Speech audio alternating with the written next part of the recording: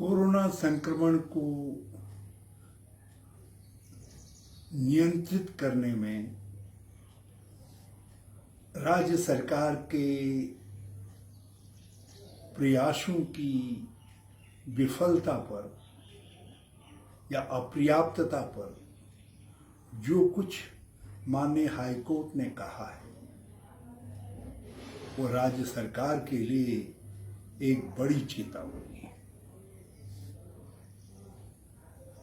माननीय मुख्यमंत्री को, माननीय मंत्रीगणों को उस चेतावनी को अत्यधिक गंभीरता से लेना चाहिए। उन टिप्पणियों पर उनको बैठकर योजनाबद्ध तरीके से कहाँ कहाँ कमियां रह गई हैं उन कमियों को दूर करना चाहिए। इस समय एक बात बिल्कुल साफ दिखाई दे रही है, इतने लंबे कर्फ्यू के बाद भी शहरी क्षेत्रों में संक्रमण की वृद्धि दर थोड़ी घटी है, अपेक्षित नहीं घटी है, और उल्टा ग्रामीण क्षेत्रों में संक्रमण की दर निरंतर बढ़ रही है। जो सीमांत क्षेत्र है उनमें संक्रमण की वृद्धि दर ये जताती है कि उन क्षेत्रों में स्वास्थ्य सेवाओं की कोई दस्तक नहीं रही है। कोरोना के मरीजों तक, संक्रमित लोगों तक पहुंचने का जो प्रयास होना चाहिए था प्रयास नहीं हुआ है। मैंने मुख्यमंत्री से दो आग्रह किए थे। एक आग्रह किया था जिन्होंने अपनी आजीविका खो दी है,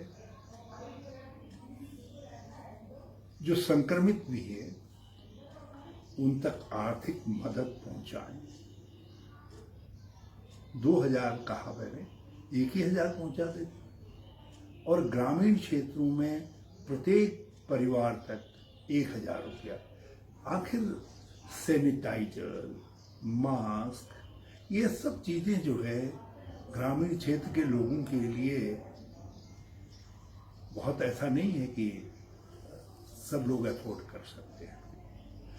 और साबुन भी, मैं तो गांव का व्यक्ति हूँ, एक परिवार एक ही को यूज करता है। यदि कोई एक संक्रमित हो जा रहा है, टॉयलेट भी एक ही को यूज करता है। बहुत सारी समस्याएं हैं। इसीलिए मैंने आइसोलेशन होम की बात भी कही थी कि आप हर गांव के अंदर खाली पड़े हुए 1-2 घरों को आइसोलेशन होम बना दीजिए।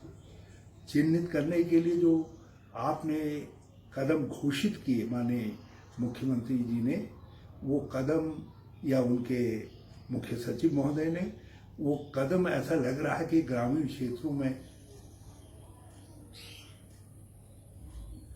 आगे नहीं बढ़े,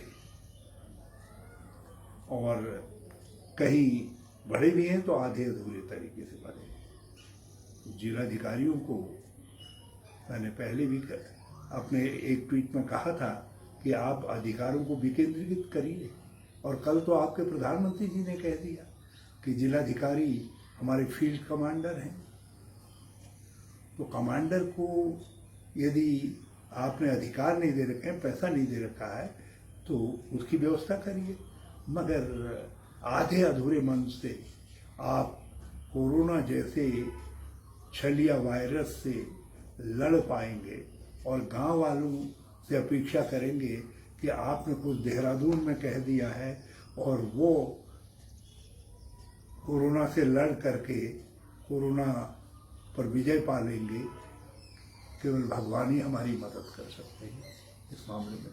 भगवान बद्रीश बाबा, केदार मदद कर सकते हैं, लोगों के इस देवता मदद कर सकते हैं, मगर सरकार मदद करती हुई दिखाई दे, ये हम चाहते थे, मगर वो हो नहीं पा रहा। हमने प्रारंभ में आपके कुछ कदमों की तारीफ भी की, और नए नए थे, हम नहीं चाहते थे कि एक ऐसा माहौल बने, इसलिए हमने निरंतर अच्छे सुझाव देकर रचनात्मक सहयोग दिया, और सारे विपक्ष ने भी।